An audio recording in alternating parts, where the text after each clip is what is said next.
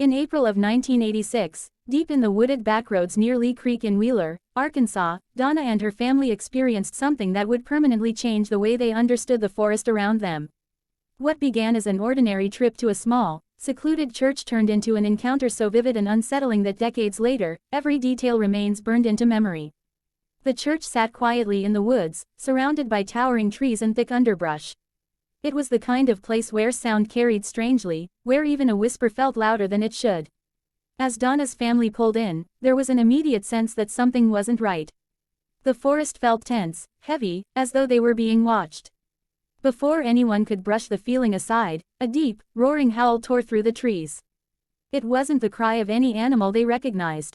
It was powerful, chest-rattling, and intelligent in a way that froze everyone in place.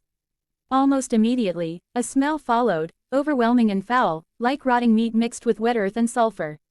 It hit them in waves, so strong it made their eyes water and their stomachs turn. That was when movement caught their attention at the tree line. From the shadows emerged a massive figure, towering far above any human. Donna estimates it stood between 8 and 9 feet tall, covered in long, dark hair that hung from its body in thick, matted strands. Its shoulders were impossibly broad, wide like a linebacker's but scaled up to something almost unreal. The creature didn't rush them. Instead, it watched. Its posture was upright and deliberate, not animalistic in the way a bear might move. There was an unmistakable sense of awareness in how it stood, how it shifted its weight, how it observed the family and the church. For several terrifying moments, no one spoke. The only sounds were the faint rustling of leaves and the heavy breathing that seemed to come from the creature itself. Fear took over quickly. Donna remembers her heart pounding so loudly she was sure it could be heard. The adults ushered the family back toward the car, never turning their backs on the figure. The creature let out another low, vibrating sound, less of a roar this time, more of a warning, before retreating back into the trees as silently as it had appeared. The smell lingered long after it vanished, hanging in the air like a reminder of how close it had been. Later, when Donna shared what they had seen with locals, the response was unsettlingly calm. No one laughed. No one dismissed the story. Instead, people nodded knowingly and spoke of the forest people. That was the name many in the area used, a term passed down through generations. These beings, they said, had always been there, living deep in the woods along the creek, avoiding humans unless provoked or desperate. Donna's grandmother was among those who took the forest people seriously. She believed they lived not far from the family home and treated them less like monsters and more like neighbors that needed to be respected. According to her, the creatures were intelligent, territorial, and capable of both curiosity and violence. To keep them from coming too close, she claimed she would leave food at the edge of the property. It wasn't spoken of lightly or jokingly. It was simply something you did, the same way you locked your doors at night. Over the years, sightings continued.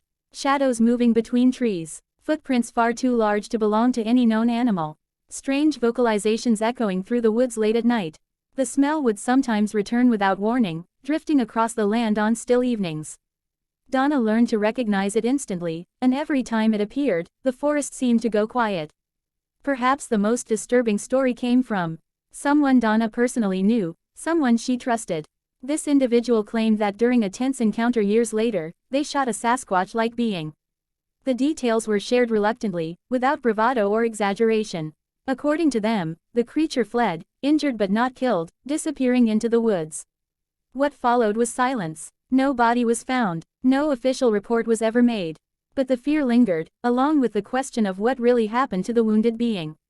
What makes Donna's experience so compelling isn't just the sighting itself, but the way it fits into a broader pattern.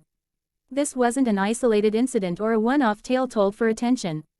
It was part of a living local tradition, one where the forest people were treated as a known presence rather than a myth. Stories like Donna's echo countless reports across North America, where witnesses describe the same overwhelming size, the same intelligence in the eyes, the same impossible smell, and the same sense of being evaluated rather than attacked. Even now, Donna avoids that area near Lee Creek. The woods there feel different to her, charged with memory and warning. She doesn't claim to have all the answers, and she doesn't try to convince skeptics. She simply tells what happened, exactly as she remembers it. And for those willing to listen, her story leaves behind an uncomfortable thought: maybe the forests aren't as empty as we like to believe. Maybe something ancient still watches from the trees, choosing carefully when to be seen, and when to remain hidden.